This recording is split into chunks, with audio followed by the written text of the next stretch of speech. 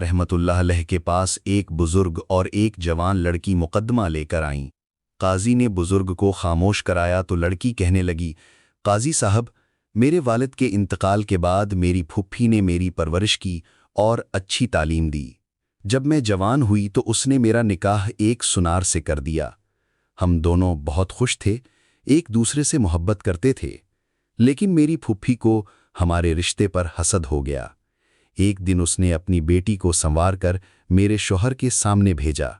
میرا شوہر اس پر فرفتہ ہو گیا اور رشتہ مانگ بیٹھا۔ پھپھی نے کہا، شرط یہ ہے کہ بیوی کا معاملہ میرے حوالے کر دو۔ شوہر نے ایسا کیا تو اس نے مجھے طلاق دلوا کر اپنی بیٹی کا نکاح اس سے کر دیا۔ میں عدت گزار کر الگ ہو گئی۔ کچھ عرصے بعد پھوپھی کا شوہر واپس آیا۔ اس نے میری حالت دیکھی اور کہا، اگر تم چاہو تو میں تم سے نکاح کر لوں۔ میں نے حامی بھر لی اور نکاح ہو گیا، مگر تھوڑی ہی دن بعد وہ فوت ہو گیا۔ پھر میرا پہلا شوہر دوبارہ آیا اور مجھ سے رجوع کرنا چاہا۔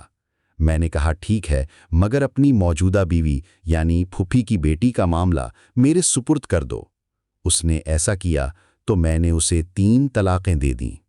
یہ سن کر بزرگ چلائے، قاضی صاحب، میں نے تو یہ ظلم ایک ہی بار کیا تھا، اس نے تو 2 بار کیا ہے۔ قاضی عمر نے فرمایا، ایک کے بدلے ایک، لیکن یاد رکھو، ظلم کی ابتدا کرنے والا سب سے بڑا ظالم ہوتا ہے۔ سبق: جو دوسروں کے لیے گڑھا کھودتا ہے وہی خود اس میں گرتا ہے، اس لیے انسان کو ظلم اور حسد سے ہمیشہ بچنا چاہیے۔ جزاک اللہ خیر۔